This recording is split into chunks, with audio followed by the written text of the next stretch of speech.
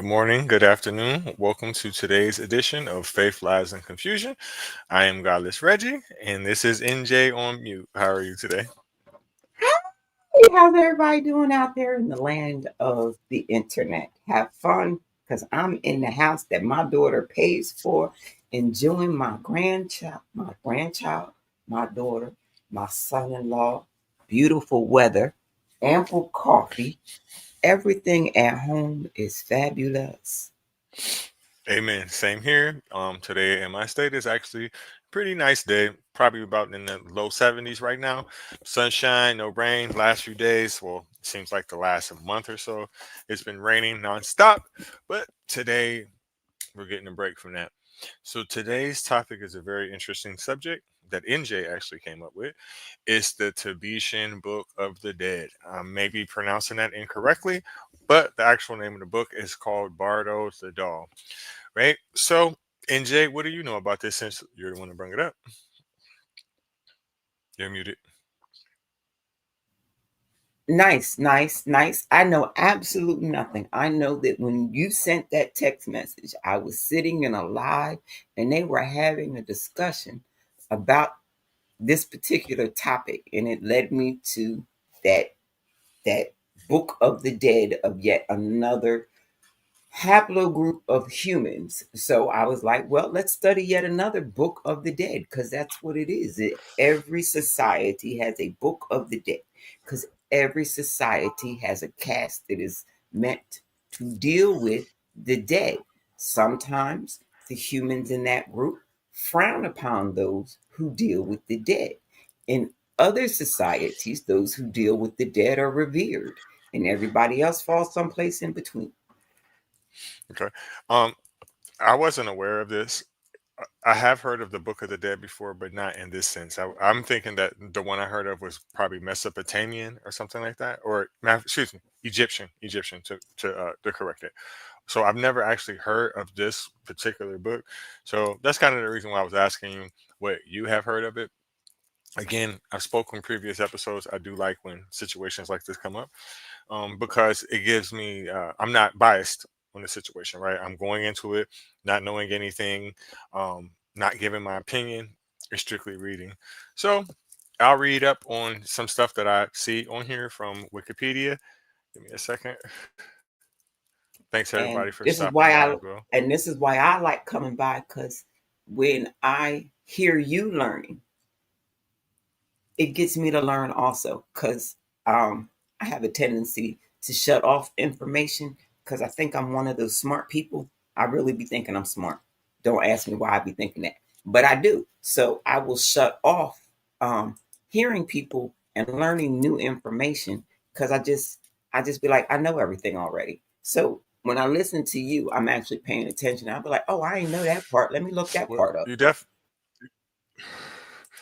are smart, but I can agree with you to a certain extent. With me, though, what I do is this, right? If it's something that is not interesting to me at all, I don't care if I'm sitting here reading it word for word. It's not going into my brain, or I could just be looking at it, and if it's not interesting to me, it makes absolutely no fucking sense to me at all. But since this is something that I'm actually trying to learn, automatically it's going to be interesting to me, and I will be able to remember some of it. And also, since I like to debate, when we do shit like this, it just gives me fuel and more ammo. So it's cool either way. And I do like the ammo in the debates because I don't know when, why, or how, but it seems like for the last 2 months the debates have gotten very boring. They all repeat the same word salad over and over again. It's like, oh, I learned this word salad in the last debate I was in. Let's see if you guys are like below or above the last debate that I was in because I'm gonna try the information on you now. And it's like, dog, I just heard you say that over there 20 minutes ago. What is you talking about? They say the same shit over and over and over. All they say is Ethiopia, free will, discernment. Uh, you're taking it out of context. That's all they ever say. They say the same shit over and over and over and over. And then when it's time to prove it, all they say is Josephus, Tacitus, Pontius Pilate. They say the same shit that leads to dead ends over and over and over and over and over and over. That's why if anybody's watching this, I like to tell people all the time, whenever you're debating with a Christian, if you just literally go to early Christian writings, they cannot beat that. It's impossible. They can't beat it. They can't top it. Even when they make shit up, it doesn't go with it. As long as you stay in that website, early Christian writings, there's nothing Hmm. they can do with it. Nothing. They're either going to Still, go away in frustration, or they're going to sit there and go, I don't know. I don't know. I don't know. or just keep on saying you take it out of context, or they don't even know it. How So let can me you read. take something out of context you don't know the context of? Right. That's what I tell them too, especially when I'm referencing a verse that they never heard of, because I don't think that anybody knows every verse of the Bible. I don't think it's possible. So let me do a little bit of reading on this. This is actually from Wikipedia. So the Bardo Thodol, or the Tibetan Book of the Dead, is a term of text from a larger corpus of teachings, the compound dharma of self liberation through the intention of the peaceful and wrathful ones, revealed by Karma Ligpa. 1326 to 1386. It is the best known work of Nyingma literature. In 1927, the text was one of the first examples of both Tibetan and Vajrayana literature to be translated into European language, and arguably continues to this day to be the best known. The Tibetan text describes and is intended to guide one through the experiences that the consciousness has after death. In the Bardo, the interval between death and the next rebirth. The text also includes chapters on the signs of death and rituals to undertake when death is closing in or has taken place. The text can be used as either an advanced practice for trained meditators or to support the uninitiated during the death experience. The etymology.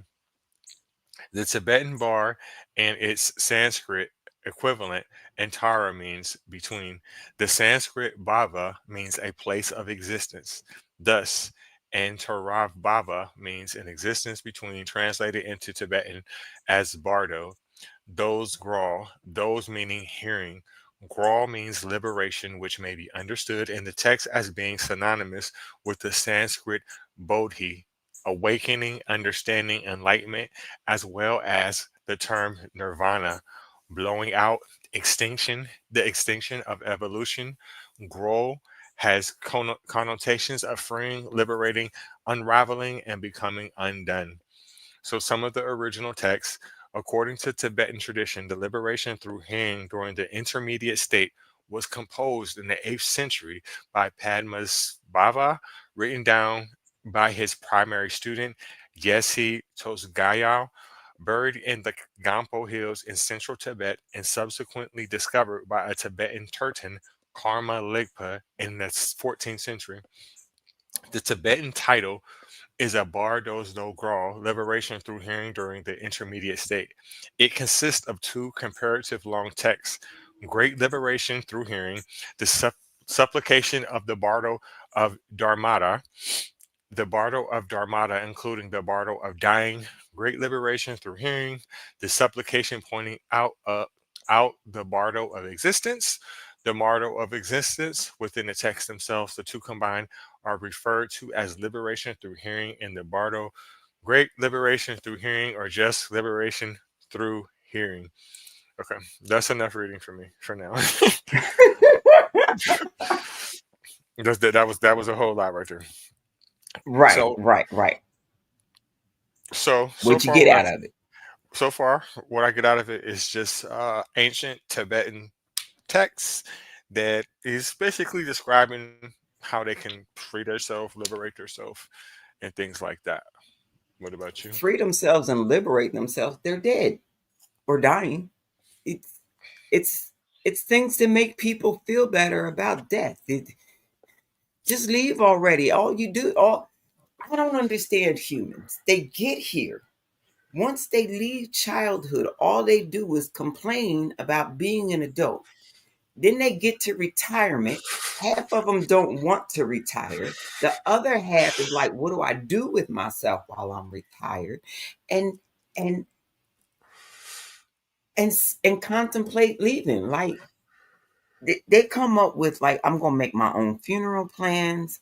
I'm gonna get a death doula. Um, I didn't have any kids while I was here, so I don't know who's gonna get my money. I'm not religious, so I don't want to leave it to the church. Oh, wait a minute. Uh, if I don't leave it anywhere at all, the state's gonna keep it. What do I do with the money that I've earned while I've been here on this planet that I've complained about this entire time? But now I have this dharma that's going to make me feel better. I am going to feel better about eventually leaving this planet that I have done nothing but spent my entire adult life complaining and bitching about having to exist, experience. Complaining about the experience. That's what it is. Complaining about the experience. I agree. What I tell people all the time is, because most times when I'm having conversations, it's surrounded by Abrahamic religions, right? So when we're discussing them, I feel like a lot of times people, they worry about death a little bit too much, right? Instead of living for the moment right now, in reality, we're so concerned with what's going to happen when we're not here. That's not even my fucking business if you think about it, right? I have no control over it whatsoever unless I do the things that you previously mentioned. Now, I can sit here and get a trust fund, uh, a life insurance policy, and I can do all that. But basically, what you're asking me to do is to pay for a party that I ain't even fucking invited to. So, I don't know. I really don't see the point. I think it's best to enjoy it while you're here, have as much fun as you possibly can. Enjoy That's it. it to the fullest. If you lusted after it and it's willing, hit it. If you always wanted to do it and you got the money, but you have to choose between the light bill and the thing that you always wanted to do, uh, fuck that light bill. Get some candles. We gonna work it out. Let's go do this thing we always wanted to do. I I don't understand. I don't understand these people. I really don't. Now I ain't gonna lie. I ain't gonna lie. I had to get better with the light bill and the cell phone bill when the kids were teenagers because they had hit that critical gaming stage in life where they basically just went to school, uh, played the game, went to school, played the game. Like all their Right. friends was on the game at their house. And I was like, you know what? This is a win-win for me. The kids not at my house. They not eating up my food because my kids were very generous with my groceries. My kids were very hospitable with my groceries. So when they got to the age where their friends wanted to be at their own house with their own groceries, and all I had to do was keep on the power and the internet for my children to interact with other houses, I said, you know what? This is a win-win for me. So I'm gonna keep on the power. I'm gonna keep the internet on, but I'm probably gonna miss some car payments or some car insurance. So I'm gonna need you kids to stay out of mommy's car. You can't just grab my keys and go no more. We got to check and make sure that mommy actually paid the insurance on the car before you take it out there. Because we all know that the cops is trying to get y'all for no insurance. And mommy does not believe in having insurance on her car. So don't take mine. Don't take mine. Don't take mine. Oh man. So I'm gonna play a video and let some experts explain this book a little bit better. Because it seems like when I'm reading it, it kind of is like blah blah blah type situation. To So you, to you, to you, to you. yeah, But at least yeah. now somebody else has to pronounce the words. And I'm going to listen while I grab more coffee and my fan because it's hot up here. And I'm gonna do the same. Let's get this going. Full screen layout.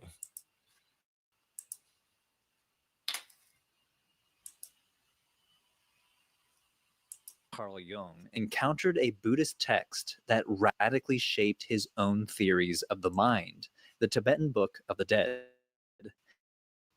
In his commentary on the text, he called it the quintessence of Buddhist psychological criticism, calling its philosophy went on to become one of the most widely recognized Buddhist texts in Europe and the United States. It inspired movies, novels, and novelists and musicians like John Lennon of the Beatles. Lennon drew inspiration from the Tibetan Book of the Dead, one never knows, also drawing inspiration from a psychedelic experience he had while on LSD. But what is this text? What does it say? And why did it become such a big deal to people like Jung? The Tibetan Book of the Dead is the Western name for the Bardo Thodol, meaning the great liberation by hearing in the intermediate states. That's a complicated title, but it tells us a lot about the text, so let's unpack it. The text is a funerary rite. It's intended to be read aloud to someone who's dying or recently dead. It's traditionally read by a lama, which, if you remember from our previous episode on Tibetan Buddhism, are religious teachers, the Tibetan equivalent to the Sanskrit word guru. The opening lines are a direct address to the dead. Oh, alas, alas, fortunate child of Buddha nature, do not be oppressed by the forces of ignorance and delusion, but with resolve and courage. By reciting the text, the Lama prepares the dead to enter the Bardo.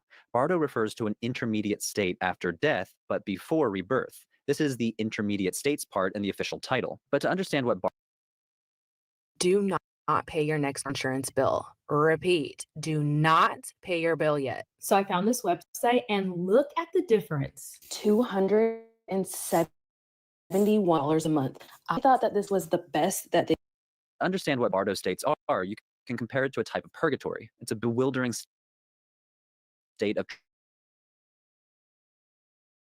transformation and suspended reality. Technically, it's entirely in the mind. The deceased, sometimes called the Bardo being, will be born there as a mental body in the shape of the body of their next incarnation. The word Bardo itself can also help us understand the concept. Bardo breaks down into the word bar, denoting movement or flowing, and do, which means a stepping stone or island. Thus, a bardness as you move from death to the next state of being. The goal during the Bardo state is to liberate the being from samsara, or the cycle of death and rebirth, is in some sense still present in the corpse, and can hear the text being read as the Lama guides them through the bewildering experiences of Bardos. Say bewildered because the Bardo being's own karma conjures all sorts of visions. Some of them are absolutely terrifying. And the Lama reading the text helps the Bardo being recognize what they're seeing during this intermediate state. So let's go through 3 of the Bardos that one passes through after death, as described in the Tibetan Dead. Though I'll note that there are a total of 6 Bardos mentioned in the text, but we'll focus on the last 3. The first of these Bardos, known as the Bardo of the moment of death, begins as a person is physically enters into an experience of inner radiance, sometimes known as luminous mind, and can briefly experience a kind of ultimate truth of reality. If the Bardo being recognizes this state as absolute reality, they become enlightened and are liberated from rebirth. If often they enter the second Bardo, called the Bardo of reality. It involves experiences and visions that can disorient the Bardo being if they don't have the Lama's help. The text stresses the importance of moving on, stating that it's not possible to remain here in this life even if they were to try. Now that the Bardo being is reminded of these things, the Lama then warns them of what's to come. O child of Buddha nature, when your mind and body separate, the pure luminous apparitions of reality itself will arise, subtle and clear, radiant and dazzling, naturally bright and awesome. Do not fear them. Do not be terrified. Do not be awed. Whatever sounds, lights, or rays may arise, they cannot harm you, for you are beyond death now. Now, brightlies. What you're looking at is an 18th century Tibetan painting of these deities. The text instructs the Bardo being to visualize the assembled peaceful and wrathful deities as a mandala of deities within one's body. A mandala being a visual representation of the palace, specific pure lands, deities, or even entire cosmos. They're often used as visual aids during the fest for the first. This procession of deities will strike fear. For others, awe and fascination. The text attempts to steer the Bardo being away from these emotional highs and lows, because to be liberated, they must recognize that these images are not separate from themselves. Instead, the deities are manifestations of their own mind. The entire mandala of peaceful deities will array itself in a rainbow of color. They will dazzle the Bardo being with many bright lights, while the text directs the Bardo being to achieve unity with them and not be distracted by the dull path back to rebirth. At that moment, do not withhold your compassion, but draw us back from the path which is the gateway to the deluded animal realms. But if the Bardo being has not identified with the peaceful deities and become Buddhas, they will then be approached by the assembly of wrathful blood-drinking deities. And these wrathful beings are as heads, they have sharp fangs, they will laugh at the Bardo being and make strange sounds, and they're depicted as being surrounded by flames with weapons in their hands. Although they're wrathful and appear as terrifying blood-drinking demons, they are manifestations of pure nature, and the text explains that they shouldn't be feared. If the Bardo being recognizes either the peaceful or wrathful deities as manifestations of their own mind, the text says, "You will dissolve inseparably within the lights, and Buddha bodies and Buddhahood will be attained." So this is a second chance to achieve enlightenment and escape the cycle of rebirth. But many people will find this difficult, to say the least. If the Bardo being becomes a frater of the Dharma, and the wrathful deities will become Yama Dharmaraja, the lord of Buddhist hells.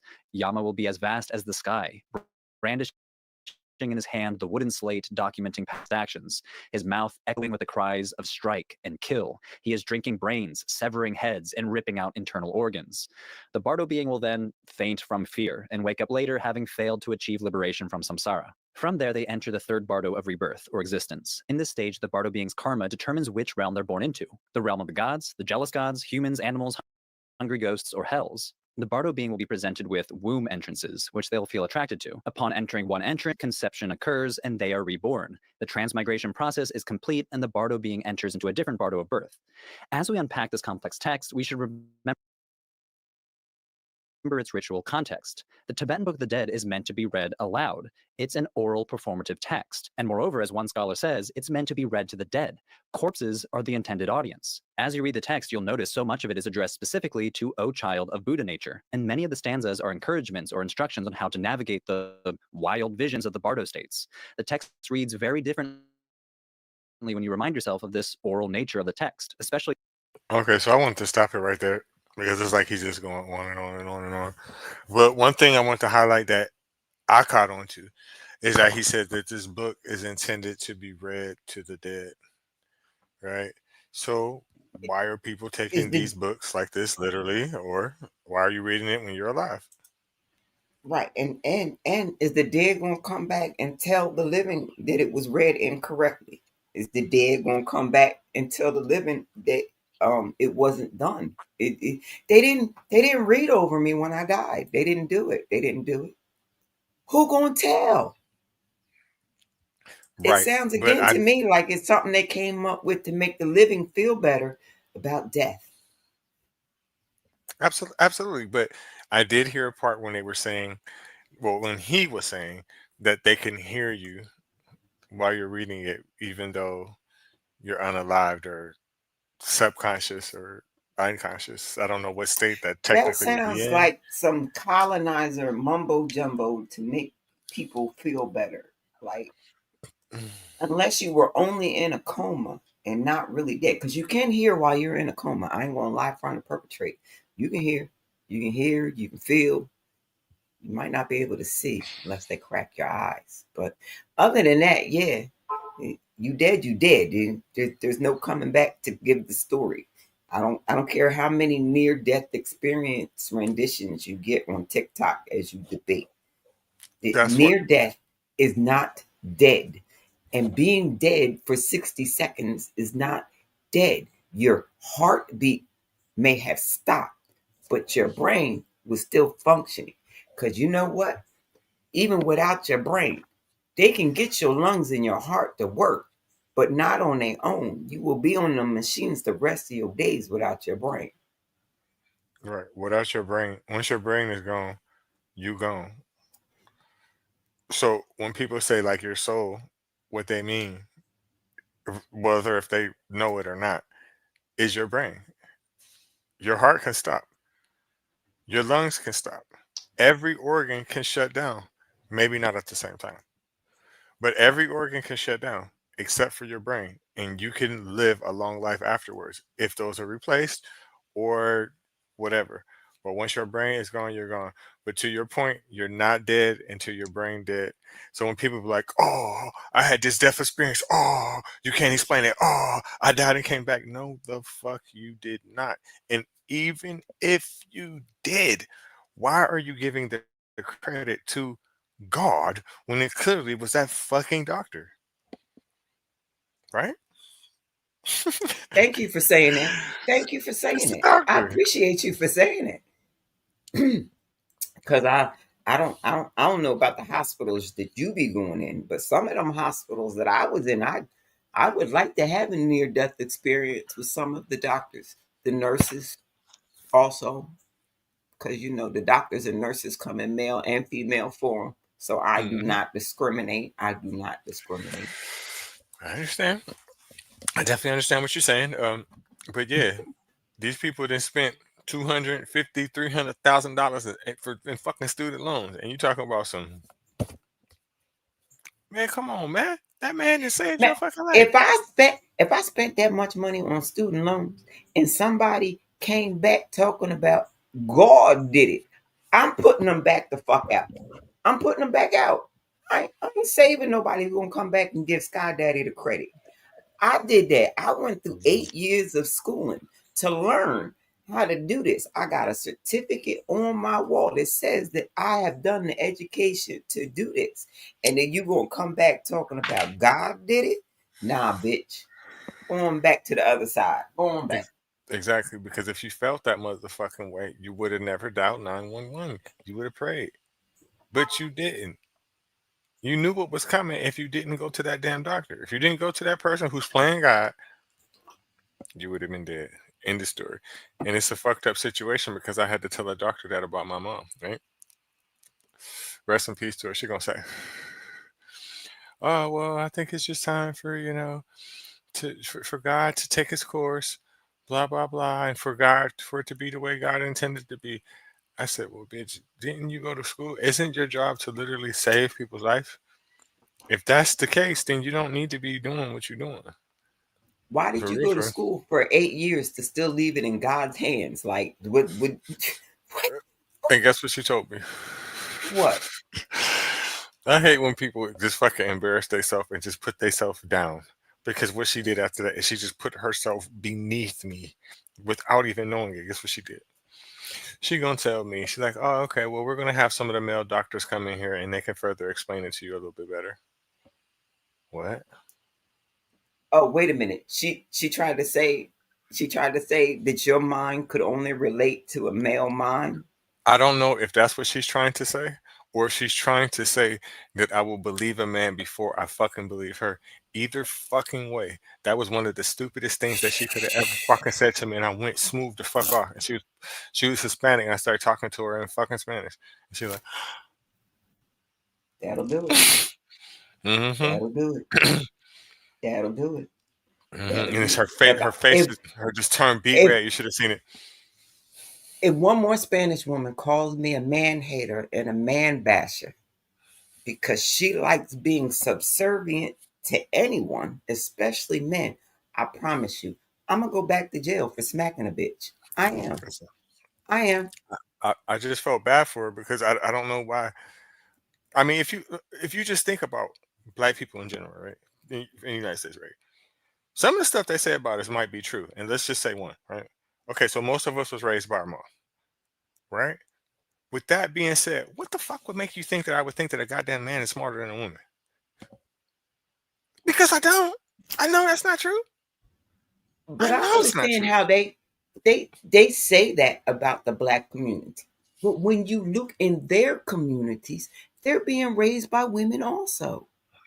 Listen, it's all Just cap. because Like, dad is paying the mortgage doesn't mean that dad is actually there having any interaction with the children. listen, you can go to any society. If you go to these countries that's overseas, right?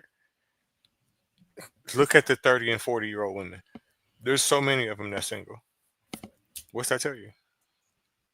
What that tell you? It's cap. It's no That the different than men, yeah, the men it's no suck. different. The men It's, suck. right. It happens. The only reason why people stay married in any situation is for financial reasons. Women will stay. It's a fact, and this is fucked up. What I'm gonna say, but women will stay in abusive situations for financial reasons. They will do it. The best thing that ever happened was Queen Catherine, I think it was. I don't know. But she was one of the Russian queens. She was the one that came up with half. If you are married and your husband wants a divorce, you automatically get half. You know how many scoundrels fuck themselves? You know how they would marry the young lady get what they wanted from them, and then the next day be like, I don't want it anymore. Here, take it Mm-hmm. back. Mm-hmm. They stopped that mess when they had to give up half. They Mm-hmm. stopped that mess when they were like, this woman ain't going nowhere. She gonna take half if she leave. She ain't going nowhere. We married for life. Oh, that's what it took. That's what it took. Mm-hmm. The more religious and the poorer the societies, the stronger the marriage values. The more they gonna stay together. It's for financial reasons. Like women here, they don't need you. I don't blame them because I'm looking at it from my point of view. I ain't finna deal with no bullshit, and I ain't finna listen to your motherfucking mouth because I ain't got to. So why would I think another person would? Why? Listen, if you're a woman, right? You got everything going for yourself, right? Or just a little bit going for yourself, right? Why would you sit there and listen to what the fuck a man say and he not helping you in any kind of way, or he's holding you down, or he's not making more to you, or the point where you can excuse a lot of things? You're not gonna do it. My first husband told me that I was dishonest because I was lying on my resume. I was like, bitch, I'll tell a lie in a heartbeat for an extra $2 in my checking hour. You got to get the fuck out of here. Why he care? Because for listen, 40 hours a week, that's $80 that he don't got to, you ain't got to ask him for.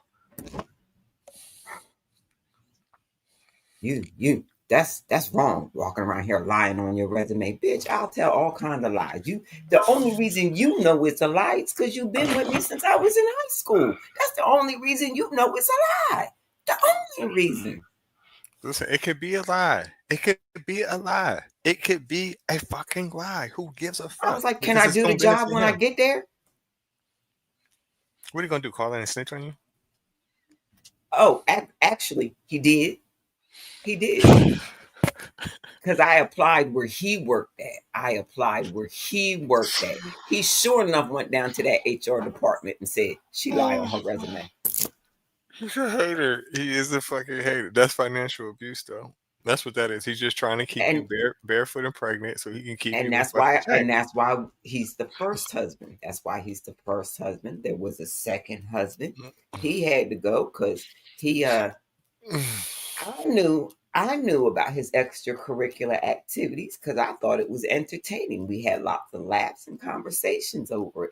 But when the rest of the neighborhood started coming to me with stories, I was like, "Oh, you didn't told too many people." It's one thing for us to laugh about it; it's another thing for the rest of the neighborhood to be laughing about it. So then the second husband had to go. The second husband had to go. I've This is avoided husband number 3. I haven't met husband number 4, but I'm gonna avoid that asshole too. And I'm gonna just skip the husband number 5 when he show up. I'm just gonna use you as for an example. Um, I got a lot of friends, right? That got financial problems, and I'm talking about men, right? They got a lot of financial problems, and one of the reasons is one of them key factors to their unsuccess is the amount of children they have, right? I seen this coming. I got 5 sisters and 3 brothers. I seen this shit coming. So what I did was, okay, so I had one and I quit. You feel me? I ain't knocking nobody that got a bunch of kids. Cause you a strong motherfucker. You stronger than me, right? You know how to make something out of nothing from the time you wake up to the time you go to bed. But to me, I just don't see how that was financially doable for me growing up in a tough situation. Why would I grow up and become an adult and then put my children through this shit? I'm traumatized from this shit, and I'm just not realizing this shit. I'm still running around here sitting on the floor. I got couches and everything. I'm sitting on the floor. I'm still eating peanut butter and jelly sandwiches for no fucking reason. Got food in the refrigerator, still eating this shit. Still putting one slice of meat on the bread. I'm traumatized. You know what? So why do that? You know what I learned when my children left the house? That I really don't eat because suddenly food went bad in my refrigerator. Hmm. The last one had moved out, and I called myself, oh, I'm a grown up. I'm gonna go to the store and buy shit that I like. I ain't buying no kid shit at all. I went to the store. I wasted my money on $200 worth of groceries. Went back in the fridge a week later and was like, all that shit went bad because I ain't touched it. I didn't want to cook for myself. I was like, why would I go in the fridge, pull out pots and pans, knowing damn well I ain't gonna clean up the mess when I can simply pull out my phone, pull up Grubhub, pick a spot, and have it delivered to me in 30 minutes. You know what? Yeah, let me go ahead and do that. Let me go ahead and do that. Let me go ahead and do I that. feel you. My grandma and my great grandma was like that. They would have cabinets and shit full of expired shit. But we're getting off top. Well, we've been off topic. Let me play the rest of this video.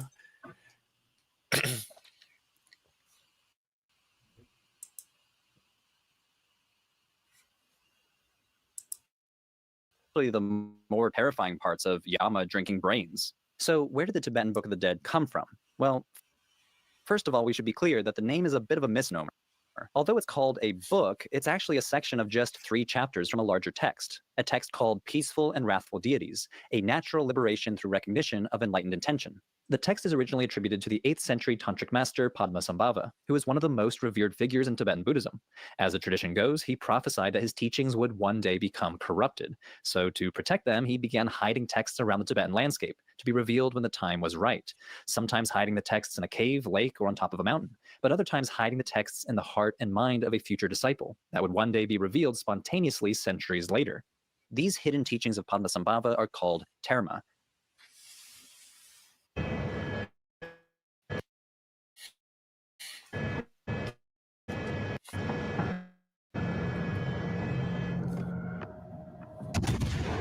Terma, translated as treasure. The Tibetan Book of the Dead is one part of one such terma text. The people who discover these treasures are called tertons, or treasure discoverers. Tertons are thought to be reincarnations of Padmasambhava's disciples. After giving a lecture, Padmasambhava would choose one of his disciples and assign the task of revealing that teaching in a future life. According to tradition, this is how the Tibetan Book of the Dead was discovered. In the 14th century, a 15-year-old boy named Karma Lingpa, the son of a tantric master, is said to have found several texts buried in a cave, including the entire collection of peaceful and wrathful deities, which, as I said, includes the section that we now call the Tibetan Book of the Dead.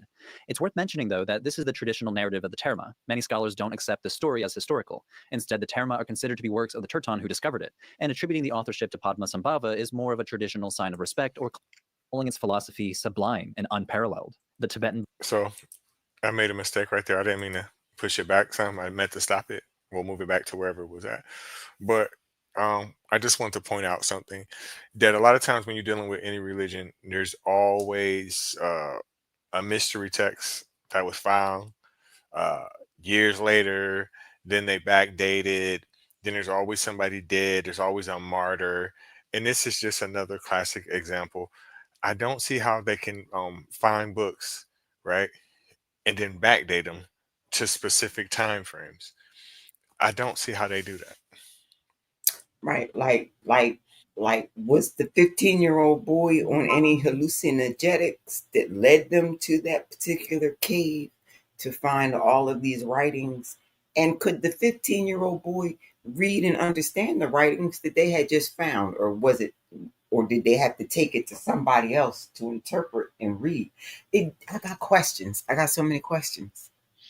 Me too. Hopefully, they answer them as I play the rest of this video. I have a couple other ones as well, but hopefully he touches on some of the things that we're wondering, because it just leaves huge gaps in the story, right? I mean, I don't look at this as truthful information anyway, but it just makes me just disbelieve and discredit everything about it. Book of the Dead went on to become one of the most... Let me go back to where we was at. We was at like the 9-minute mark. terma, translated as treasure. The Tibetan Book of the Dead is one part That's of it one right such there. terma text. The people who discover these treasures are called tertons, or treasure discoverers. Tertons are thought to be reincarnations of Padmasambhava's disciples. After giving a lecture, Padmasambhava would choose one of his disciples and assign the task of revealing that teaching in a future life. According to tradition, this is how the Tibetan Book of the Dead was discovered. In the 14th century, a 15-year-old boy named Karma Lingpa, the son of a tantric master, is said to have found several texts buried in a cave, including the entire collection of peaceful and wrathful deities, which, as I said, includes the section that we now call the Tibetan Book of the Dead. It's worth mentioning, though, that this is the traditional narrative of the terma. Many scholars don't accept this story as historical. Instead, the terma are considered to be works of the terton who discovered it, and attributing the authorship to Padmasambhava is more of a traditional sign of respect claim. Although the Tibetan Book of the Dead is the most famous Tibetan Buddhist writing in the West, it's not actually that central in Tibetan Buddhist practice. itself. Many Tibetan Buddhists are often surprised to hear that of one of their many popular argued that it's become more of an American spiritual classic than a Tibetan one. Why is that?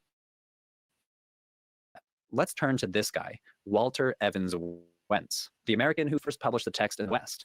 Evans Wentz Theosophy is a spiritual movement that arose in the late 19th century that drew from several strands of esoteric thought, including Hinduism and Buddhism. In 1919, while on a spiritual journey in India, Evans Wentz bought a bunch of Tibetan funerary texts from a British officer who had recently returned from Tibet, which at the time had been invaded by the British Empire. Evans Wentz had a bit of a habit of collecting old texts in languages he didn't know well enough to translate. So, wanting to know what these texts said, he traveled to Northeast to meet Dawa Samdup, an English language teacher who had Westerners translate religious texts in the past. After the texts were translated, Evans Wentz then published them under the title The Tibetan Book of the Dead. Because of similarities he saw between it and the Egyptian Book of the Dead, we both derived from a single source of ancient wisdom. Evans Wentz would later describe his relationship with Samdup as one of a guru and disciple. In the preface of the first edition, published in 1927 by Oxford University Press, he says, "In this book, I am seeking, so far as possible, to suppress my own views and to act simply as the mouthpiece of a Tibetan sage, of whom I was a recognized disciple." So by publishing these texts, Evans Wentz positioned himself in a lineage of guru to disciple. However, the scholar Don Lopez says there's nothing indicating that they had this sort of relationship. As far as letters they exchanged, their interaction was a brief 2 months of formal professionalism. Nevertheless, thanks to Evans Wentz, the Tibetan Book of the Dead would go on to fascinate Western audiences, due partly to the Orientalist tendency to romanticize Tibet as a land of mysticism, and partly because of perennial fear of death and the desire to understand what comes after. It was immensely popular, especially among Americans interested in spiritualism, esotericism, and altered states of mind, especially throughout the 1930s and 40s and all the way into the 1960s. As we saw at the start of this video, Carl Jung famously wrote introductions to several of the book's editions. And in 1964, the notorious psychedelic researcher Timothy Leary, along with a few others, published The Psychedelic Experience, a manual based on the Tibetan Book of the Dead. Here's how much you should pay for new clog-free gutters. Tap below and enter.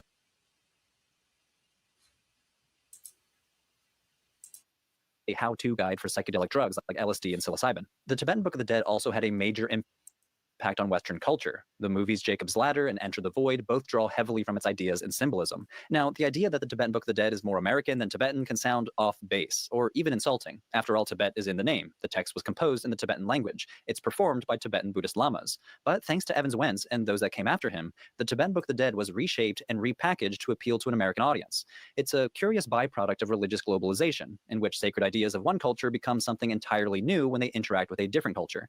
As Don Lopez says, ironically, the Tibetan Book of the Dead is not really a book, and it's not really about death. It's about rebirth, the rebirth of souls and the resurrection of Terma texts. Evans Wentz's classic is not so much Tibetan as it is American, a product of American spiritualism. Evans Wentz extracted a few chapters from a much larger cycle of texts and rebranded it with a new American-friendly title and added all sorts of commentary to the original text. It wasn't until recent years that we finally got more complete.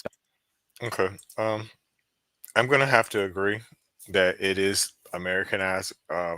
When I first started watching this, when they started talking about Tibet, I immediately started thinking about the Golden Child. And if anybody that's around my age has ever seen that movie, or older, or slightly younger, I know that thought came past your mind, especially when they had the little round things like that. All I started thinking is, I found the knife. on the I knife. found the knife.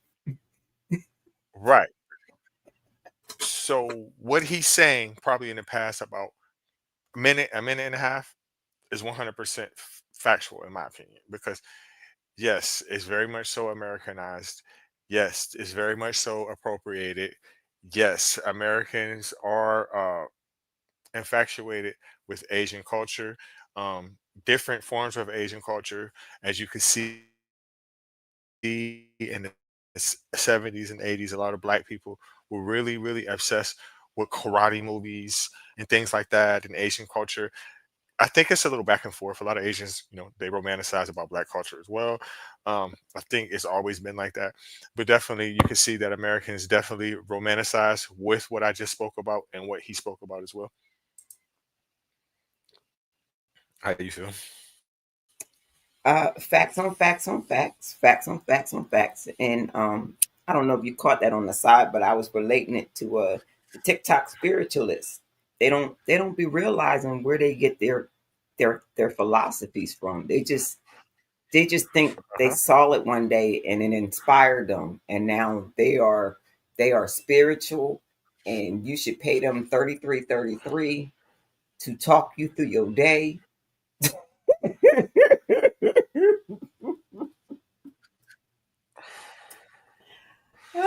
What I want them to understand is, to your point,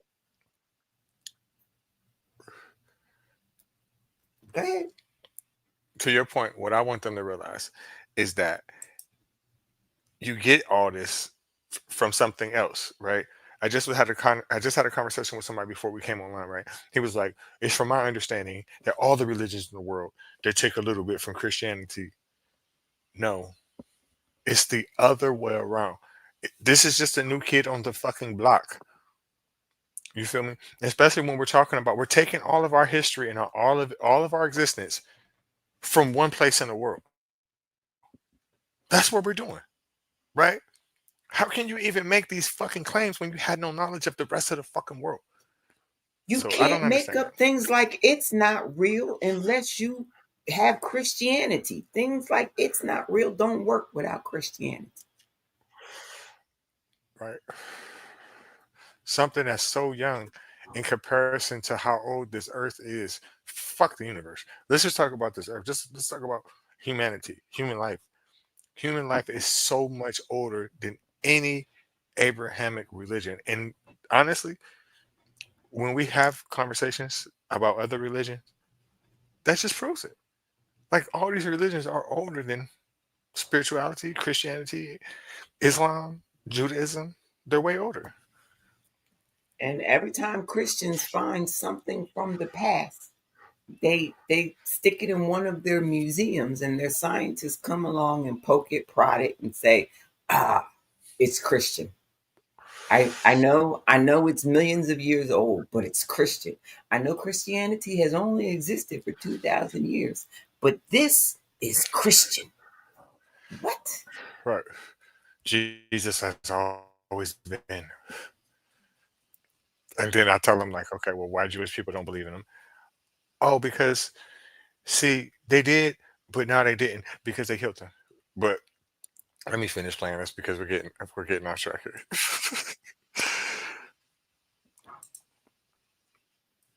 scholarly translations in English. The translation I've been using is from 2005 and translates more than double the content of Evans Wentz's original version. Moreover, his version is removed from the concerns of Tibetan Buddhism. As Lopez says, the text is concerned with Buddhist rebirth, while for American audiences, it's been received more as a psychological or even psychedelic classic. In many ways, the history of the Tibetan Book of the Dead is also a lesson in religious authority and the transmission of sacred texts. Many religions have some method of connecting their holy books to an important figure who legitimizes the text, like how Christians ascribe books like the Gospel of John to specific apostles of Jesus, or how the sixth sacred text, the Guru Granth Sahib, is the eternal guru for six, standing in the lineage of the religion's 10 human gurus. Tibetans who continually reintroduce Dharma by reincarnating generation after generation. For the Theosophists, grounding their ideas in more ancient religions like Buddhism and Hinduism is their claim to authority too. Like how Evans Wentz claimed to be a disciple of a Lama, he positioned himself in the same lineage of authority as Karma Lingpa himself, the revealer of the Tibetan Book of the Dead, linking his chain of authority to a much more ancient scene. To Wondrium for sponsoring this video. Wondrium is an online learning platform featuring educational documentaries, lecture series, tutorials, and more. In today's video, we explored the Tibetan Book of the Dead, which exploded in popularity in Europe and the United States, especially among people interested in psychology and altered states of consciousness. If these sorts of topics fascinate you too, then I'd really check out Wondrium's series, Redefining Reality, the intellectual implications of modern science, which tackles similar questions like what counts as reality and what is human consciousness in the first place. It's taught by Dr. Stephen Gimbel, who's a philosopher specializing in the philosophy of science. Some episodes focus on physics, like the episode Quantum Consciousness, which sets out to answer the question, can physics explain human consciousness? Other episodes are more biological, like an episode on evolutionary psychology, how the human brain evolved. Overall, it's a sweeping series that will help you understand some very abstract metaphysics. If you'd like to watch this stream, is offering the Religion for Breakfast audience a free trial. Head on over to wondrium.com/religionforbreakfast or click the link in the comments below to get started. So I think he gave a pretty fair explanation from what I've seen of this book, the Tibetan. I know if I'm mispronouncing, mispronouncing the Book of the Tibetan. Dead or the Tibetan Book of the Dead or the Bardo Thodol. I hate trying to pronounce words from different languages because they don't never fucking come out right. I be butchering them. I be butchering English, or at least the rendition of English I was taught. At this point, I'm trying to make up my own fucking language. Like, I don't want to talk like anybody at this point. If I have to speak, I don't want to speak a language that anybody knows. Which Right. is probably how we got some of these issues in the past. Just somebody like me who was just sick of it all. I don't want to talk to none of y'all. I'm gonna make up my own language. You want to talk to me? You want to come learn my language. I mean, that's like the basis of all Creoles, basically. You know, it's a made up language for everybody to understand each other.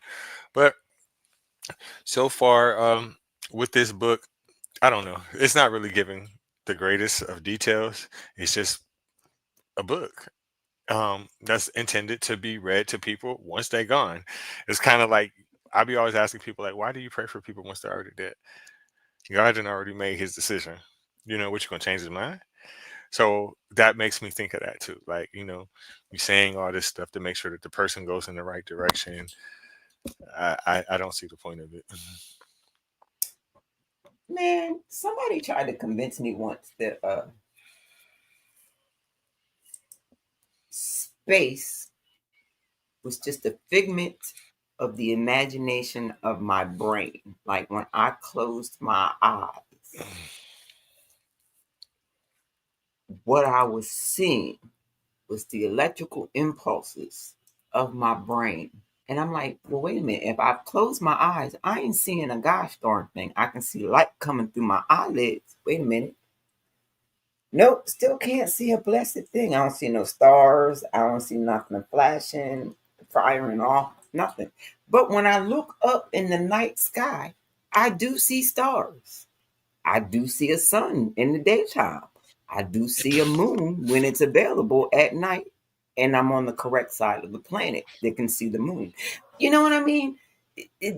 Right. There's a lot of things that are being said for the sake of psychological theory, as was said at the end of that video. And I'm kind of getting irritated with it because they're basically making up theories to disprove, but the theory doesn't make any sense whether you disprove it or prove it. Does that make sense what I just said?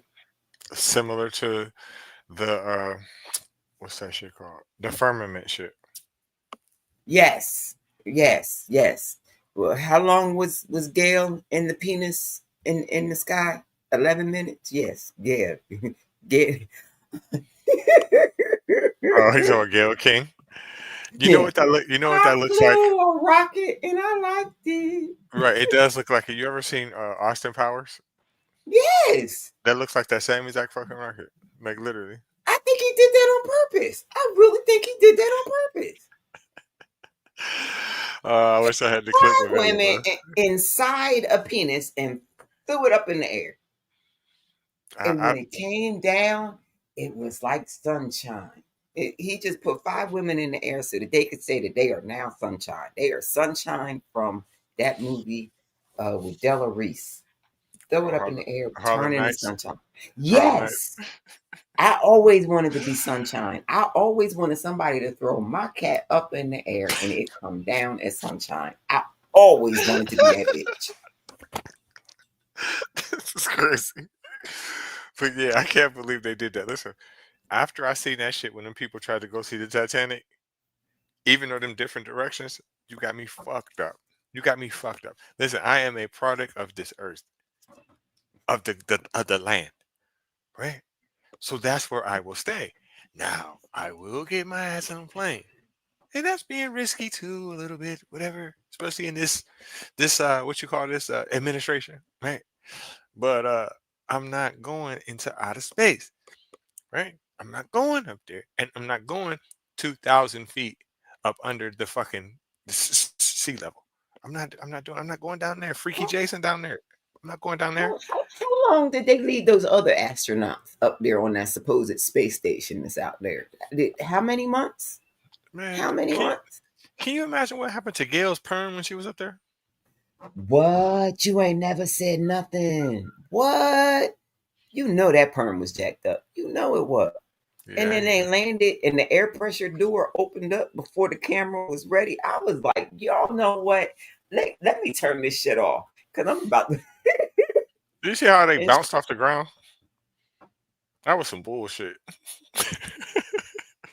I was like, this bitch just went up into the atmosphere, past the line, came back down on a parachute and bounced. That looked like that scene from I Dream of Jeannie. Did you ever watch I Dream of Jeannie as a Yeah. kid? You remember the beginning cartoon where the dude's astronaut came, capsule came down and the genie bottle was just sitting right. That's that's what I was imagining that day when those five women went up into space. That's all I could see. I was looking at the beginning of I Dream of Jeannie. That's it. That shit was baloney. But I don't see why she would try that. Like, why, there's some things in life that you just don't need to know, and that's one of them. I'm not going up there. I'm not going up there. Yeah, you too black to be going up there. You see, the only black person that went up there, you a goddamn fool. I ain't going up there. Now, if your best friend is Oprah, and Oprah has run out of things to spend their money on, and Oprah's like, I ain't gonna do it, but if you're willing to do it, I'll pay for it. Yeah, somebody gonna be dumb enough to go. Well, Oprah paying for it. I'll go. Shit, why not? She'll fucking crash that dummy. Fucking Oprah probably was saying if your ass survived that shit before she decided to do it. She's like, you know what, Gil, I'm gonna go ahead and see if you live. You know what I'm saying? Instead, man, if this bitch live, that's what we doing. That's what we Yeah, doing. yeah, because I know for a fact that my mama stayed on the ground when her husband decided that he wanted to go jump out of a plane during his midlife crisis. She said, "Let me check the paperwork. Yup, health insurance is all paid. Yup, the death benefits is looking good. Yeah, go ahead. Let's stop and have breakfast. Go ahead, jump out of a plane. I'm gonna be waiting right here when you land." I don't think I would do either one, but if I had to, it would definitely be the plane. I'm just I like mathematics. You know what I'm saying? I think that has been successfully done more times than that. Now, on the other hand, there has been more unsuccessful missions doing that as well. But I ain't going into nobody. I'm not going. The only way I'm going to Jupiter is off some weed. I'm not. I'm not going way up there. Mm-mm. Uh, Shrooms, you can make it to Mars. Right. Shrooms, you can make it to Mars. Exactly. I'm gonna read a little bit from Chat GPT. I was gonna play a video, but I'm not for now. Give me a second. Share screen.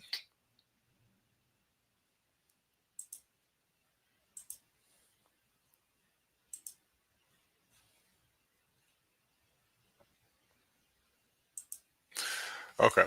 So the Tibetan Book of the Dead, also known as the Bardo Thodol, is a classic text of the Tibetan Buddhism that serves as a guide for the dying and the dead through the experiences of the Bardo, the intermediate state between death and rebirth. Title meaning Bardo Thodol translate roughly to liberation through hearing during the intermediate state. Purpose, it's meant to be read aloud to someone who is dying or has recently died to help them navigate the different stages of the Bardo, recognize illusions, and attain enlightenment of a favorable rebirth.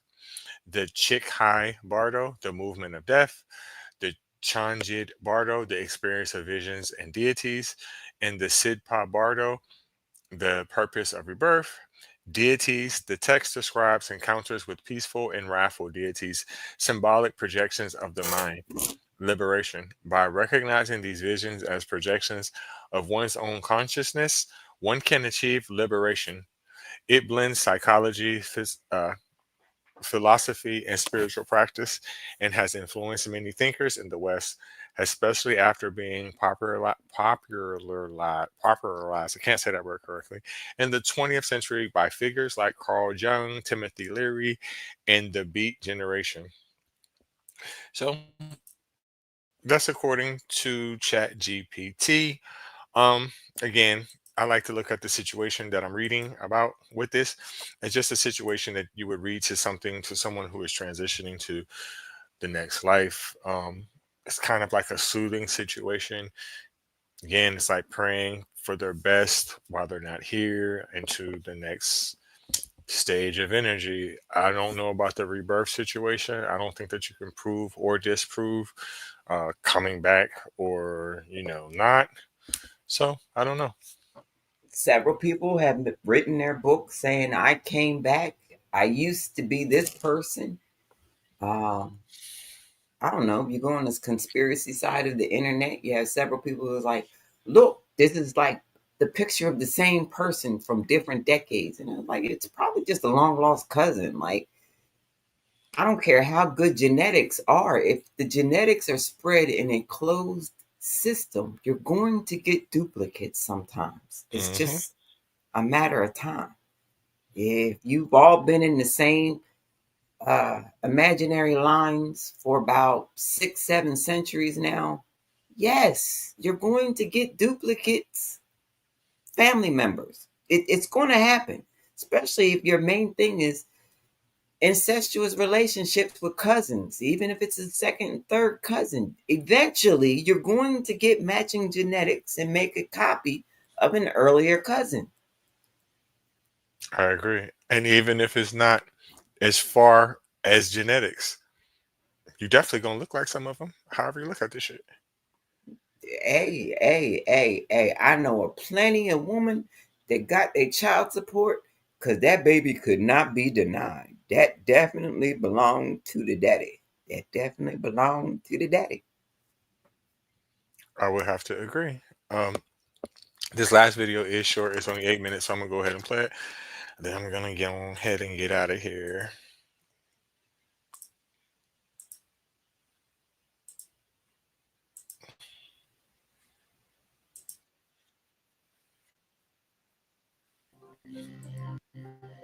The women of the family have gathered in the house, burning candles and saying prayers.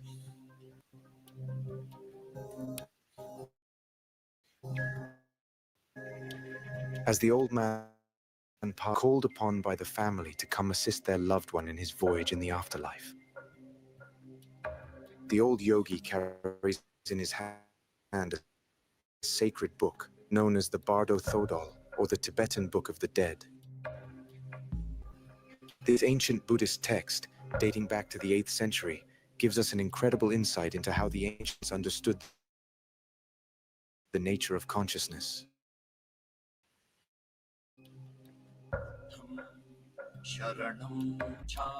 For the dead.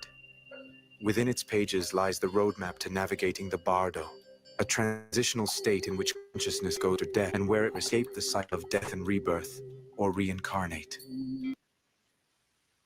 If a man really hated ads, here's what he would do. Day 1, he would install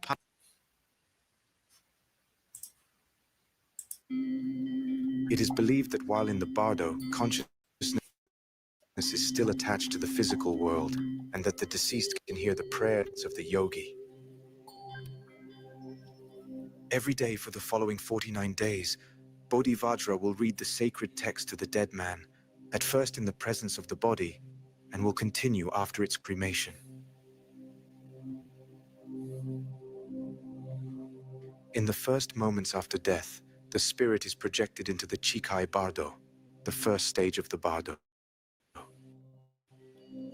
Here, the elements that make up human existence, earth, water, fire, air, and consciousness, are dissolved. Each element dissolves into the next, and once this process is achieved, the deceased person's consciousness is left facing a bright, pure white light. This is where the cleansing and reset process of consciousness begins.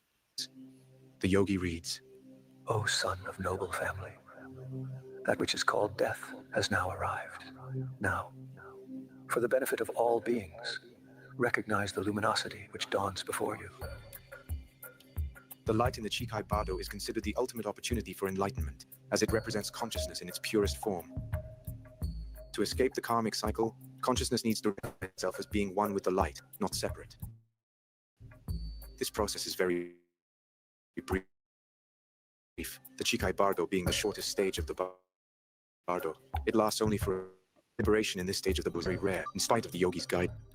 In many cases, consciousness still has attachments to its past lives. Deceased does not pass the test in the Chikai Bardo. They transition into the Chonyid Bardo, the second stage of the voyage through the afterlife. This stage is characterized by frightening visions. It begins with the appearance of peaceful deities, which symbolize the degree of enlightenment of the deceased man's consciousness, but shortly after, give place to terrifying, wrathful entities, representing the negative aspects of reality to which the consciousness is still attached. O noble one, I am calling your name. Do not be distracted. Remember that these deities are a mirror of your mind. They should not be feared. Let go of all fear, attachment, and aversion. Keep your mind clear and calm. Trust and of the mind. If liberation is not achieved in the Chonyid Bardo, the consciousness I moves just on had to to the final pause this for a stage. second because it's like, why y'all gotta be weird and shit and be whispering like Right, consciousness? right. And like, I really hope that this video doesn't get into particular group of people's hands, right? Because that word consciousness, once they see this video, like, see, I told you consciousness, consciousness, I told you that's consciousness. Like, man, this is a bunch of bullshit. And I bet you they're Bullshit. gonna come in weird, like with a whole bunch of whispering. Like, watch, Right. everybody's tone is about to change. Mm-hmm. Well, we like to whisper now. We like to be more quiet. We like to be more enunciative. You know, they're gonna be coming up with some shit. Watch. You about to see it. You's about to see it. And and what you were saying earlier about people playing on phones, you just reminded me about people playing on my phone. And I was like, how you gonna leave me a message telling me don't call my phone no more? And I ain't used my phone to call nobody in months. I do mean months. Like it might be an entire year at this point. This shit crazy. The Sitpa Bardo. This stage involves the search for a new rebirth. Once more, consciousness encounters various visions, including of its future life and parents. These visions are influenced by the individual's karma. The yogi's guidance echoes in the last moments of the Bardo. O noble one, listen carefully with your mind undistracted. You are now experiencing the Bardo of becoming. Look around you. Whatever you see, pleasant or painful, beautiful or terrifying, are projections of your own mind. Nothing exists outside your perception. Seek a rebirth that will give you another opportunity to find enlightenment. As consciousness completes its journey through the Bardo, it enters the womb at the moment of conception, and shortly thereafter begins a new cycle of existence. And so, reincarnation takes place. Before I continue the story, I just want to take a quick moment to thank you for being here. Consider subscribing to the channel if you want to see more videos like this. Leave a like to support my work and help my small channel grow. Together, let's keep wondering. Yeah, that's it, buddy. I was gonna keep playing the rest of the video because it's about 3 minutes left, but nah, bro. So what I was thinking while he was talking, right, when he was saying like, oh, so you're gonna seek another level of enlightenment, right? Let's say all that shit's true, right? You know what I'm gonna say when they telling me that? I'm like, first What? of all, I don't even know what the fuck you're talking about. I don't even know what enlightenment means. So why the fuck would I go back and have a whole another life and try to restart my enlightenment? I don't know what the fuck that means, bro. So get out of here. When I leave this planet, if somebody tells me I gotta come back wherever the hell I am, I'm blowing that bitch up. I'm blowing it up. I'm not coming back. What the hell you mean? I was told YOLO. You only live once. Don't tell me I gotta come back and do that shit again. Right. That wasn't in the fine print, right? It was So not in the fine print, the big print, the side print, the underprint. It's not in there. and then I'm gonna be like, look, bro, I could just stay right here with you. Ain't no point in me having to go back to get a restart. And then, okay, let's say, oh, that's true too, right? This could be my fifth, sixth, seventh, eighth go round, man. I ain't about to keep doing this shit. Obviously, What if it's your 13th and you come back as the 13th ghost? Like, it's paranoia. I'm paranoid like that. I don't watch too many movies. listen, I can't get this shit right. I can't get it right. I don't know what you want me to do, and you keep sending me back down here to keep doing it over again. Like if your premise is that you want me to come back here to serve God and be enlightened in righteousness, I'm not never getting it back. First, I'm not gonna never do that. First time I figure out what weed is, I'm smoking. Right. First time I figure out what alcohol is, I'm drinking.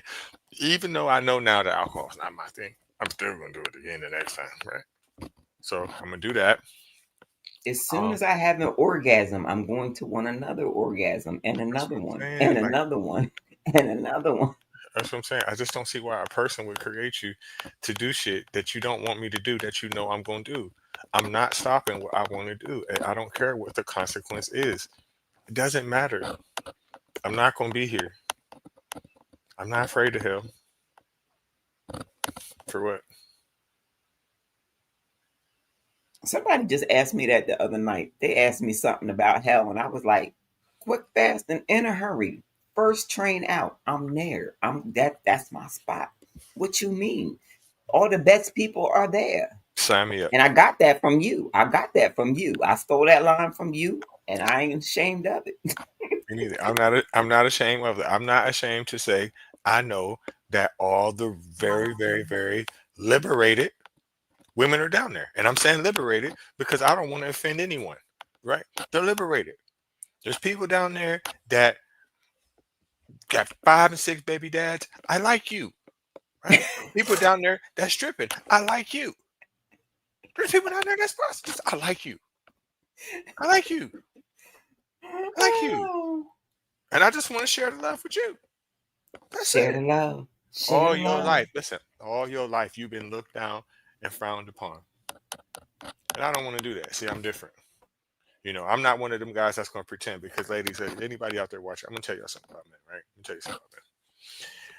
The same guys that tell you that they can't stand a woman as a hoe, and the same guys that tell you they don't like, strippers and all that shit, yes, the fuck they do. This is what it is, right? They just don't want that to be their girlfriend because they don't want to be embarrassed because other guys have experienced these things with them, right? So it's not that we don't want to still do these things with them. We just don't want to take her out in public. And to prove what I'm saying to you, that's why guys go to the strip club, right? I'm not saying I go, but that's why guys go. That's why married guys go. Do you know what I found out by accident? That two women cannot go to the strip club unless they have a man with them. I did not know that. It's I was true. like, wait a minute, It's wait a true. minute. We want to see the ladies bare assed and shaking their ass, but I can't come in here without a man with me You know to why? put my dollar on the stage. It didn't make sense to me. It did not make sense. I know why. You know why? Why? Because of jealousy. Because Huh? because jealousy, right? They understand that in most circumstances, when women are coming to the strip club, right, it's Uh-huh. because it's somebody in there that they're dating, right? And so, pretty much, what's happening is she's fucking up the money one way or the other. Now, on the other hand, you're like, well, that can happen with men too, and it does. Right. It does. But the thing about that is with men, you can't control it. You can't stop that because you cannot tell a man that's paying his money that he can't come in there. So there's no way of you being able to detect these situations, right? But when it comes to women, the only reason why you coming in here is you should either be with a man that's helping pay for these women. Y'all having a good time, so y'all both patronizing. Other than that, you fucking up the money because what's gonna happen is you gonna get jealous and see her all up on somebody. You're gonna start acting tough, and you're gonna get your ass whooped. But I got my $19 for a laptop, for a lap dance, and I got my dollar for a cigarette. I can't have that unless I bring a man in with me. I don't feel like it's fair. It's not. It's not. It's not fair. I'm just giving you the logic behind it. Right, It's right. not. And It's I'm not trying fair. to understand the It's not logic fair. because it It's didn't not make fair. sense to me at the time. Because I just wanted my best friend to have her best experience because she wanted to go to the strip club. I had never been before. So I was like, come on, let's go to the club. Hmm. And they were like, no, you can't come in without a man. I mean, don't get it twisted. We did find a spot that was very accepting and the ladies were lovely. Don't get it twisted. We did. But it just shocked me because I did not know that there were such rules in some locations. Hmm. It's stupid to be honest with you. It's stupid because well, I don't know the other way around. I've never been to a strip club where there's men at, but probably it's probably the other way around with that too. I don't know. Man, but yeah, no, I would no. The women couldn't come into the strip club that had women stripping. That was where we Yeah, got shut down. yeah, I know what you're saying. I, oh, okay, okay. Yeah, I know I what you're thought saying. maybe I had explained it wrong. No, no, Okay, no, no, no, no. I I'm get gonna you. leave that alone. The reason I understand it for a reason too. I understand it from personal experience. Now, I mean, obviously, I'm not a woman, but a person that was a roommate. Hmm. She had a girlfriend, and her girlfriend wasn't allowed to come in there unless she was with somebody else, and Wow. that was their reasoning. And on that one, they was dead on. It was dead on in that situation. Oh, the girlfriend would have come in there and tripped. She would. She was like that. She was like that in general. I mean, You I'm can't not be saying that messing up everybody's like that people's money. How you going to date the stripper and then mess up the stripper's money? That, you know what? Let me stop. I'm getting sidetracked. I'm getting because sidetracked. I'm getting sidetracked. I mean, all human beings have emotions and have feelings. You see what I'm saying? We all have that in us, right? And if there's someone that you really generally care about, you generally love, it's gonna happen. Unless you have a pimp's mentality. Like a pimp can probably deal with some shit like that because that's what he's doing. You see what I'm saying? But if a person is not like that and they really have a real relationship with you, jealousies is gonna happen. I must have met all the wrong pimps growing up. Because I promise you, I have seen more pimps in their feelings than any regular Joe Schmo on the internet or outside playing. Them pimps be in their feelings for real. For what? You know what this person is doing. This person y'all work together. You know what they do. I've been wondering that my entire life. Pimp after pimp after pimp. Uh, cousin pimp, uh, his adopted brother cousin pimp, husband number two pimp, best friend roommate pimp, and the last roommate pimp that I was friends with. All of them, every last one of them, got in their feelings when somebody moved on. Every last one Oh, of that's them. different. That's different. That's different. Yes, I would too. I'd be in my feelings too. From either point of view, even if I generally didn't care, I would be in my feelings too. Because what we're talking about is losing income here, right? That's what we're talking about. I'm an awesome employee, especially if he's a good one. I'd be mad as a motherfucker too. But I mean, I thought you were saying in terms of like, if the pimp was like, all right, well, yeah, bitch, go out here and get my $200, and then she come back in with the $200. I'm like, oh, you suck this dick too, man. I thought you were talking about like that. Oh, I'm oh like, what the fuck is you no, talking no, no, no. They about? were only like that with their wives. They were only like that with their wives. Oh yeah, yeah, yeah, yeah. I get it, but yeah, all human beings have feelings and shit, and the truth of the matter is whether if you're talking about women strippers, male strippers, whichever ones, these are sex workers. Let's be real. These are sex workers. Do you And think? I want to give them their dollar. I want to be out. I want to be the one to give them their dollar. I really do, because that's a hard job to have, man. I It did it is for free just so I could have a certificate and a ring on my finger. I did that shit for free. I right? was mad. I was mad. I was mad. So look at it like this, NJ, right? So if say you got this, you say you're a stripper, you're a dancer, right? Are you gonna sit there all night long dancing for $1 bills, or if a person be like, I got this $200, what's up? Your car, the back room, I only got to suck, right? Because, 200 ain't going to get you nothing beyond a suck. No, no, no. I mean, These days, $200. These days, $200 is not really that much money, right? But we can remember not long ago, 20 years ago, it was. But my point is right. If you're an exotic dancer, male or female, because they both do it, right? Are you gonna sit there and do all that shit for these $1 bills all night long, or are you gonna catch these couple two and three $200 plays and really get paid? It's my point is they're prostitutes. yep, yep, They're yep. prostitutes. And I liked hanging out in Atlantic City. So the best thing for me was to Right. find a spot in a corner and see if I could find who was working that night in the casino. Sometimes I could catch them. Most times I couldn't, to be honest with you. Right. So with that being said, and then if a person is dating this person, whether if you want to admit what I just said or not, this is a factual statement. This is a factual fucking statement. You could be the most moral person that you want to be. Eventually, you're gonna start seeing people come home with thousands, and you not, right? You doing everything but that anyway. He ain't gonna last nothing but 5 minutes. So I don't know. I would never personally, from either point of view, I would never date a person that's into that type of situation.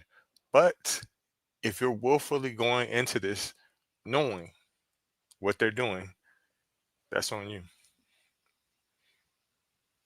You And I know? think and if they go into it willfully knowing and it's on them, you need a friend. I will be your friend. I will listen to you sit there, whine, bitch, and complain about exactly what you asked for. I'm your friend.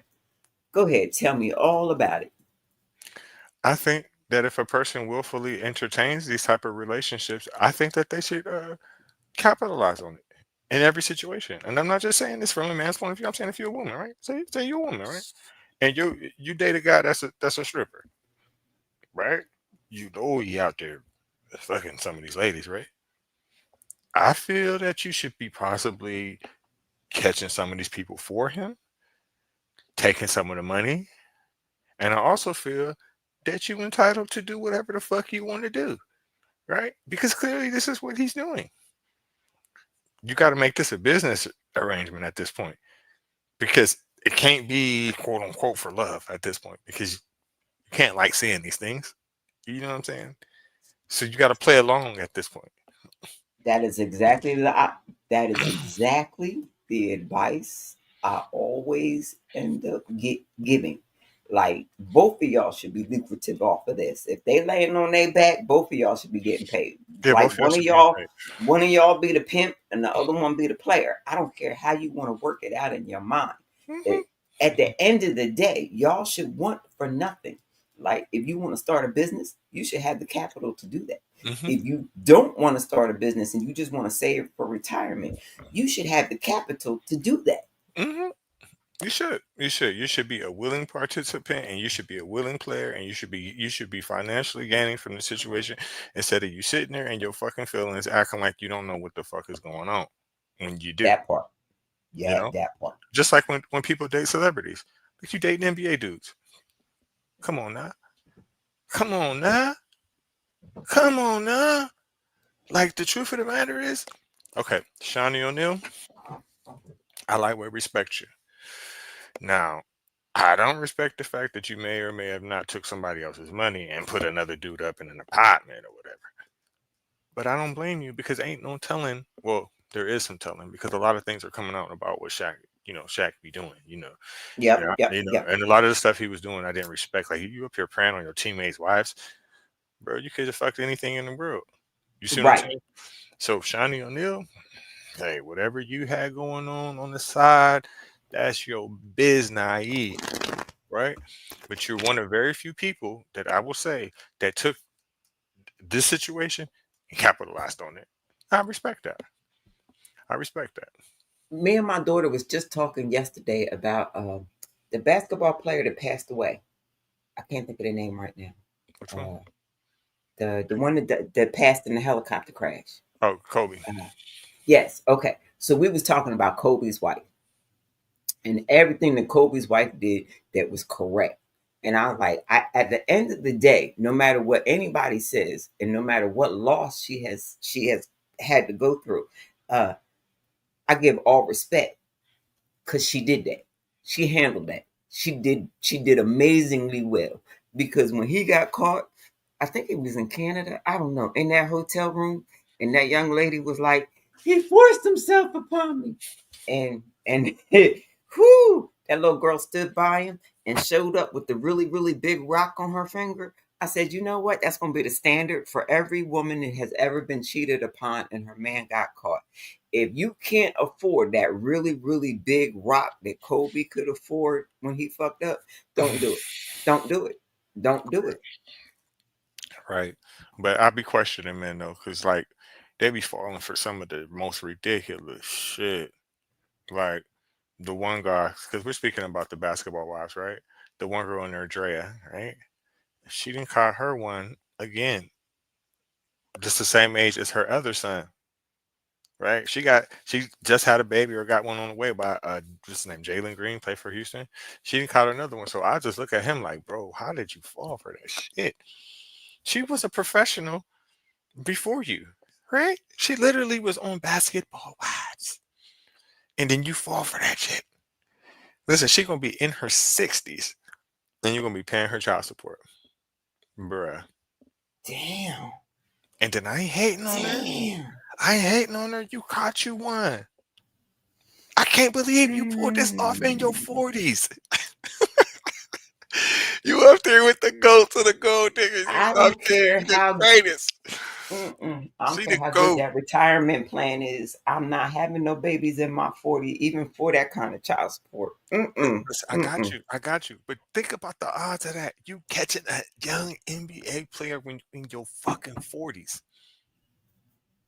She's the fucking goat. Mm-mm. She's the motherfucking goat. I don't care what nobody She says. was just supposed to teach him how to use it. He wasn't. She wasn't supposed to use it. But look, Ew. but look, it's not okay. I can see if she snuck up on him, because a lot of people True. they look young, shit like that. True. But this going into the deal, what she's about.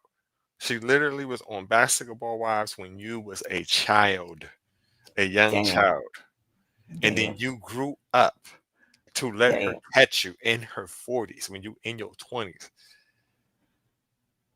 bruh. So you mean to tell me if Janet Jackson was to knock on your door right now and was like, "Come on," and got knocked up, you would not be joyous? Not if I was him, I wouldn't. If I'm me, yeah.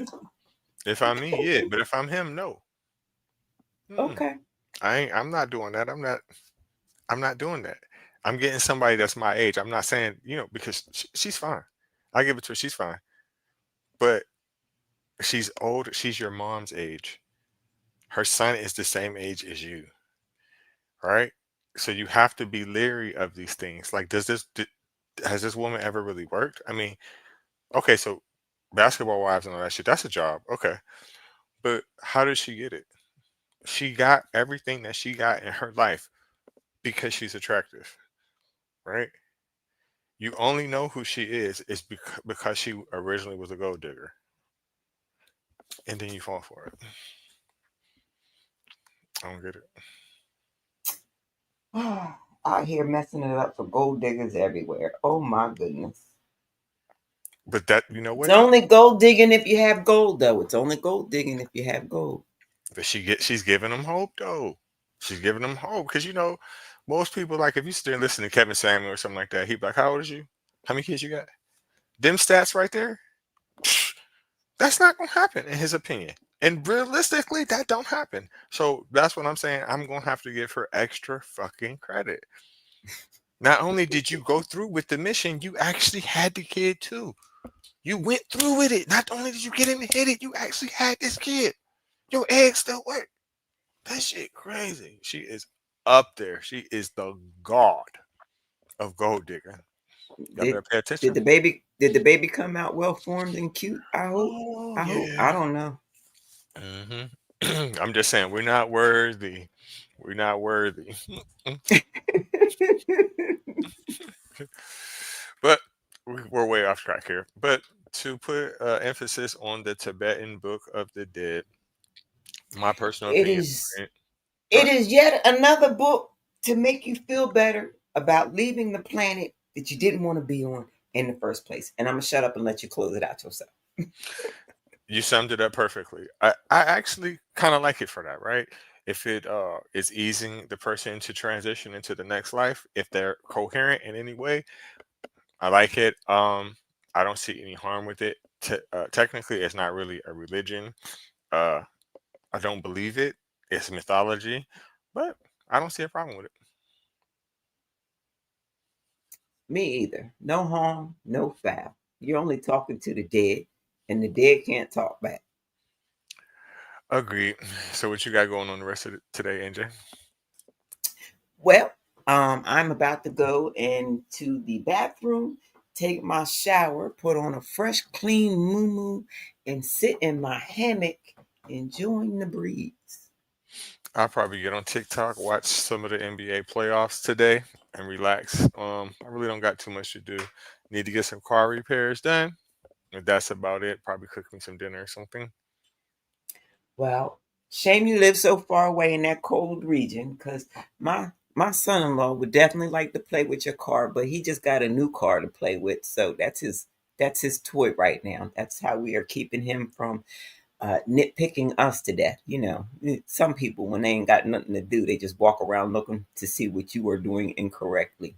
He is one of those people, so we keep him entertained with his own toys. Understandable. I'll probably be back on Wednesday for AAA Podcast Sports. If not, catch me back. Me and NJ back here again on Sunday around this time on noon for another episode of Faith, Lies, and Confusion. I don't know exactly what the topic is going to be, but it'll definitely be interesting. Next time, I'm going to go ahead and shave because as I'm looking at myself, I feel like I look crazy, and my t-shirt looks crazy too, all soupy and shit, but that's another story. Thank you, everybody, for stopping by. Thank you again, NJ. Your input is definitely valuable. Thank you for coming up with the topic today.